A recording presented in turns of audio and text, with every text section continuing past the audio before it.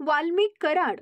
भाजपचे दिवंगत नेते गोपीनाथ मुंडे यांच्या घरी घरकाम करणाऱ्या एका सर्वसाधारण पोऱ्या मुंडेंचाच बोट धरून बीडमधल्या परळीत नावारूपाला आला आणि आज राज्यभरात चर्चेचा विषय झाला.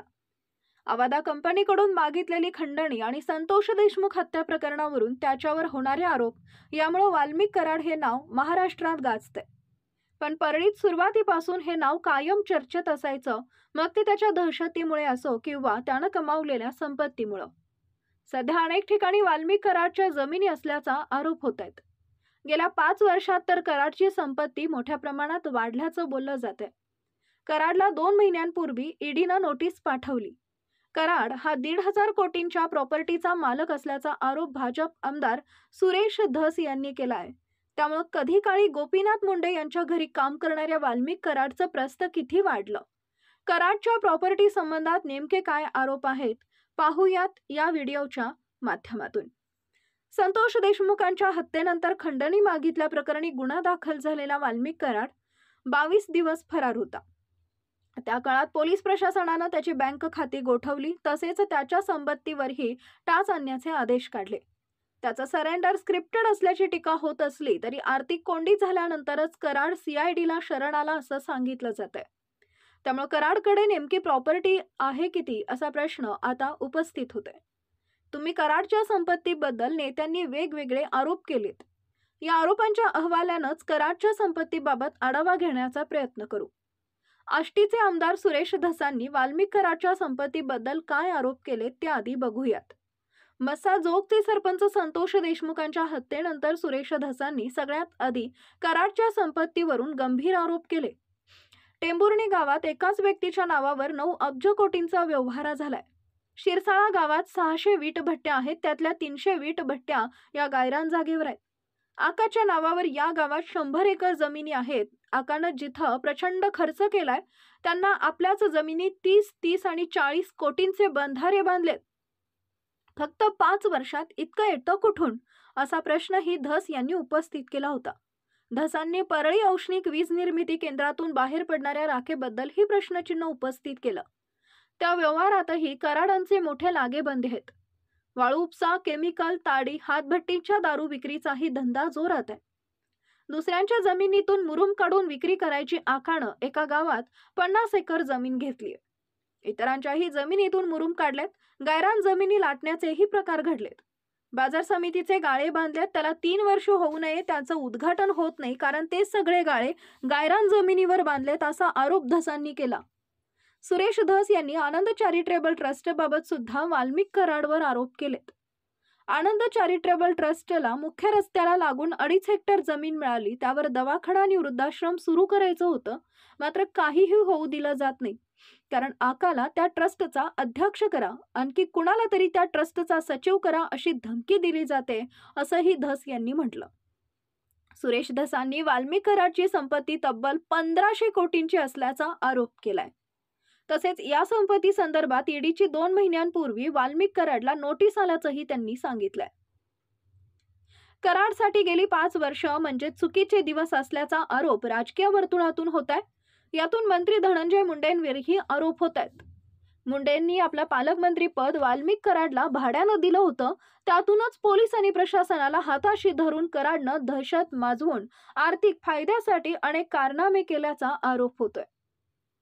धसांच्या या आरोपांना खासदार बजरंग सोनवणे यांनीही एक प्रकारे दुजोराच दिलाय. सुरेश धस हे 5व्या टर्मचे आमदार आहेत, त्यामुळे त्या अभ्यास करून बोलणारे नेते आहेत. त्यांच्याकडे काहीतरी पुरावा असेल तेव्हाच ते बोलले असतील. त्यामुळे आता शासनानं आणि पोलीस यंत्रणेनं या गोष्टी तपासल्या पाहिजेत असं सोनवणे म्हणालेत. वाल्मिक कराड आणि धनंजय मुंडे यांचा पार्टनरशिपमध्ये काही व्यवसाय असल्याचा आरोप झालेत. याबाबत सामाजिक कार्यकर्ते अंजली दमानिया आणि शरद पवार गटाचे नेते जितेंद्र आव्हाड यांनी आरोप केलेत. दमानिया यांनी मुंडे आणि कराड या दोघांची एकत्रितपणे 88 एकर जमीन असल्याचा आरोप काही कागदपत्र दाखवत केले होते. त्याबाबत दमानिया म्हणाल्या, धनंजय मुंडे आणि कराड यांच्यातील आर्थिक सख्य किती आहे याचा धडधडीत पुरावे मिळालेत. त्यांची कंपनी एकत्र, जमीन एकत्र आहे हे जगमित्र शुगरच्या 6 सातबारांच्या कागदपत्रातून स्पष्ट होतं. तर आव्हाड यांनी व्यंकटेश्वरा इंडस्ट्रियल सर्व्हिसेस कंपनीच्या संचालकांच्या नावाची माहिती दिली आहे। त्यात त्या कंपनीचे संचालक म्हणून वाल्मिक कराड, धनंजय मुंडे आणि त्यांच्या पत्नी राजश्री मुंडे, राजेंद्र घनवाट यांची नावे आहेत। सुरेश धसांनी कराडसह मंत्री मुंडेंवर गंभीर आरोप केलेत। धनंजय मुंडे यांनी हावरटपणे राजकारण केलंय। धनंजय मुंडे यांनी वाळू आणि राखेतून पैसा कमावलाय, असंच घरकुलांसाठी त्यांनी 10,000 रुपयांची वसुली केल्याचा गंभीर आरोप धसांनी केला। या सगळ्या आरोपांमुळे कराडनं मुंड्यांच्या मदतीनं आपली संपत्ती वाढवल्याच्या आरोपाला बळ मिळत असल्याची चर्चा आहे। अंजली दमानिया यांनी कराडचे अनेक बार असल्याचा सुद्धा आरोप केलाय।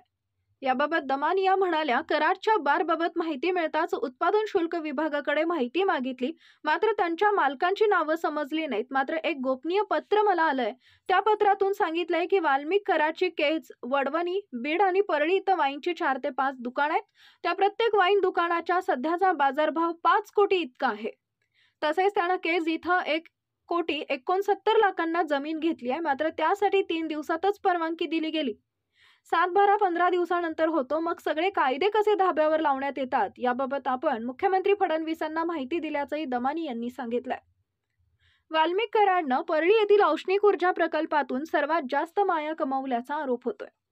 औष्णिक ऊर्जा प्रकल्पाला पुरवण्यात येणारं मनुष्यबळाचं कॉन्ट्रॅक्ट, कोळसा वाहतुकीचं सर्व कॉन्ट्रॅक्ट वाल्मिक कराड किंवा त्याच्याशी संबंधित लोकांकडे असल्याचा आरोप होतोय। तसेच या प्रकरणातून बाहेर पडणाऱ्या राखेवरही कराडनं कब्जा केलाय। ही राख बांधकाम व्यवसायाला लागणाऱ्या विटा तयार करण्यासाठी आणि सिमेंट उद्योगात मोठ्या प्रमाणात वापरली जाते। कंपनीतून दरवर्षी कमीत कमी 1000 कोटींची राख बाहेर पडते। बाजारातली डिमांड ओळखून आपल्या दहशतीच्या जोरावर हजारो कोटींची ही राख कराड फुकटात उचलतो। त्यासाठी त्याचे 300 पेक्षा जास्त टिप्पर रस्त्यावर धावत असल्याचा आरोपही होत आहे।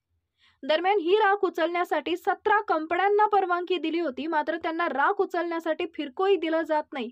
तसेच या प्रकल्पातल्या स्क्रॅमवरही कराडचाच दावा असतो। यासह जिल्ह्यातल्या वाळू वाहतुकीवरही कराडचा दबदबा असल्याचं बोललं जातंय। त्यातूनच वाल्मिक कराड गेल्या काही वर्षात आर्थिकदृष्ट्या गब्बर झाल्याचा आरोप होतोय। जमीन व्यवहाराच्या सुद्धा बाबतीत वाल्मिक कराडकडे हजारो एकर शेती असल्याचा आरोप होतोय। याबाबत कराडची आमच्या गावात 100 एकर 150 एकर जमीन आहे असं लोक मला सांगतात, असं धसांनी म्हटलंय। तसेच कराड आणि मुंडे यांची एकत्रित ही जमीन असल्याचे काही पुरावे अंजली दमानिया यांनी दिलेत। यांसह कराडच्या जमिनीबाबत एक यादी व्हायरल होती। त्यानुसार सोलापूरमधल्या बार्शीत 45 एकर, सोनपेठ तालुक्यात 95 एकर, तिथेच 20 एकरावर क्रशर, माजलगाव मध्ये 45 ते 50 एकर, मांजर सुंबा गावात दुसऱ्या पत्नीच्या नावावर 45 एकर, तर पुण्यातल्या मगरपट्टा भागात मोठ्या इमारतींचा संपूर्ण एक फ्लोअर कराडच्या ड्रायव्हरच्या नावावर असल्याचं सांगितलं जातंय। बीडमध्ये वाल्मिक कराडची ओळख ही प्रति धनंजय मुंडे अशीच आहे। मंत्री धनंजय मुंडे यांचा उजवा हात असलेला वाल्मिक कराड आता अटकेत आहे। अवादा पवनचक्की कंपनीकडे 2 कोटी रुपयांची खंडणी मागितल्याप्रकरणी मुख्य आरोपी म्हणून कराडवर गुन्हा दाखल केलाय। सध्या तो पोलीस कोठडीत आहे, मात्र कराड हा मस्साजोगचे सरपंच संतोष देशमुख यांच्या हत्या प्रकरणातही सहभागी असल्याचा आरोप होतोय। एकीकडे राजकीय धुरळा उडत असला तरी दुसरीकडे बीडमधली गुन्हेगारी कशी बोकाळत गेली याची चर्चा होते। गुन्हेगारीतून अर्थकारण वाढवायचं, त्यातून सत्ता ताब्यात घ्यायची आणि या सत्तेतून गुन्हेगारांना राजाश्रय द्यायचा, त्यातून पुन्हा अर्थकारणात इला बळ आणि पुन्हा सत्ता, असंच काहीचं चक्र बीडमध्ये सुरू असल्याचा आरोप राजकीय वर्तुळातून होतोय। या सगळ्याच्या केंद्रस्थानी वाल्मिक कराड आहे अशी चर्चा सुरू आहे। एकंदरीतच वाल्मिक कराडच्या संपत्तीबाबत वेगवेगळ्या नेत्यांनी वेगवेगळे दावे केलेत, पण अधिकृतरित्या वाल्मिक कराडची संपत्ती अजून पुढे आलेली नाही। त्यामुळे कराडच्या संपत्तीबाबत पोलीस किंवा सरकार काही सांगत नाही तोपर्यंत त्याची नेमकी संपत्ती पुढे येणार नाही, हेही खरं। या सगळ्या घडामोडीबद्दलच्या तुमच्या प्रतिक्रिया कमेंट करून नक्की सांगा। माहितीपूर्ण व्हिडिओज पाहण्यासाठी आपल्या YouTube चॅनलला सबस्क्राईब करायला विसरू नका।